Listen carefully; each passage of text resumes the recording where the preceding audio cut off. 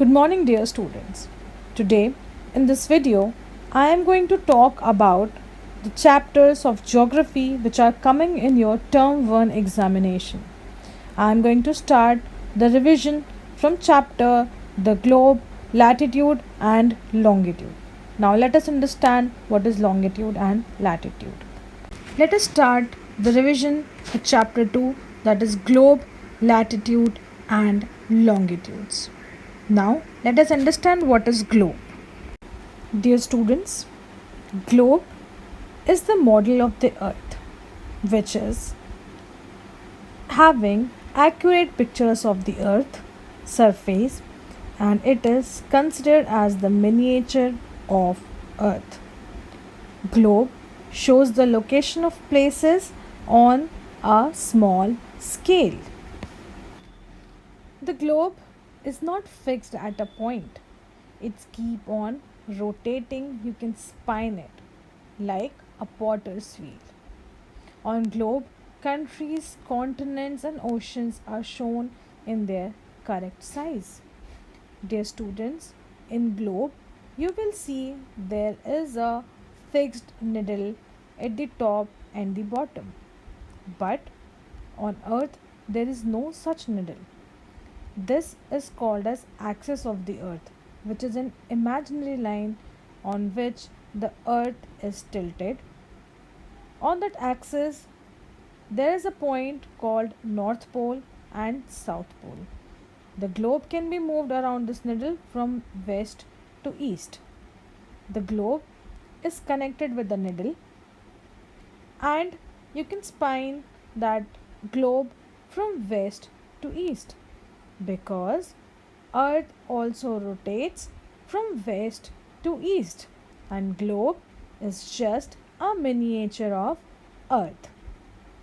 So axis is basically an imaginary line. Another imaginary line running on the globe divides it into two equal parts, that is called as equator. This line divides the earth in two equal halves. The upper half is called as northern hemisphere and the bottom part is called as southern hemisphere. Northern hemisphere and southern hemisphere both are equal halves.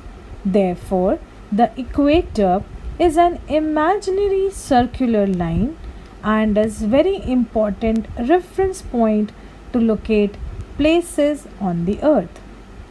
All parallel circles from the equator up to the poles are called parallels of latitude. Latitudes are measured in degrees. Therefore, the equator represents the 0-degree latitude. Since the distance from the equator to either of the poles is 1/4 of circle round the earth, it will measure 1/4 of 360 degrees. That means 90 degree. Thus, 90-degree north latitude marks the North Pole and 90-degree south latitude marks the South Pole.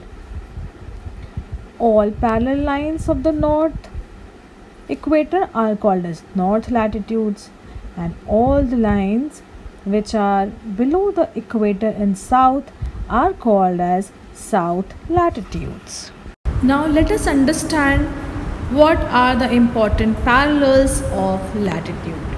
In the figure 2.3, you can understand the green area is called as torrid zone, the peach colored area is called as temperate zone, and the grey colored area is called frigid zone. Now let us see what is Tropic of Cancer.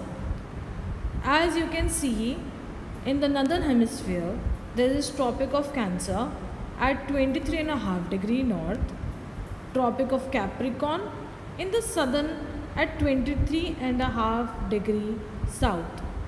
As you can see, Arctic Circle at 66.5 degree in the north of the equator, and Antarctic Circle at 66.5 degree of south equator.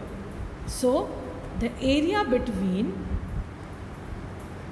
Tropic of Cancer and Tropic of Capricorn is called as torrid zone. The area between Arctic Circle and Tropic of Cancer is called as North Temperate Zone, and the area which is between Tropic of Capricorn and Antarctic Circle is called as Southern Temperate Zone. And the dear students, based on these zones, the heat zones are classified. The area which is getting maximum heat from the sun is called a torrid zone. The area which is getting slanting rays from the sun is called as temperate zone, and the frigid zone is the area which is getting the least sun rays, and these areas are very cold, are called as frigid zones. Latitudes are the line which start from North Pole and ends to the South Pole. These lines divides the earth into two equal halves, that is called Eastern Hemisphere and Western Hemisphere. Dear students, in the regular classes I discussed about how to calculate the time using longitude and latitude. You are requested to visit the YouTube channel for the explanation of how to calculate the time. Now I am going to start with the chapter 3, motions of the earth. So the first motion of earth is rotation, when the earth move on its own axis. This axis is just an imaginary path. Earth moves from west to east. If I talk about revolution, it is the movement of earth around the sun. That means there is a fixed orbital path, which is again an imaginary path, and on which the earth moves around the sun. Rotation leads to change in day, that causes day and night. Revolution leads to changes in season. Now there is orbital plane, with which imaginary line makes the angle of 66.5 degree. And you can see in the figure 3.2, there is an arrow towards a line that is called as circle of illumination. This line divides the day from night and is called as circle of illumination. Now let us understand what causes changes in season. On the right hand side of the image, you can see 22nd December winter solstice, which means earth is tilted. All we know that North Pole and South Pole are not vertical, it is quite tilted. So north is experiencing winter and south is getting the sun rays of the sun, so it is experiencing summer. So in the month of December, north is experiencing winter and south is experiencing summers. This is called as winter solstice. If I talk about just a diagram which is just opposite of it, you can see on the left hand side summer solstice, which is 21st June. Now the earth is tilted at such a pattern that now north is experiencing summer and southern hemisphere is experiencing winter. This time is called as summer solstice. Now what are equinox? Equinox are when days and nights are equal. That is, the whole earth experiences equal days and nights. Now let us have a quick recap of chapter number 4, that is maps. Now what are maps?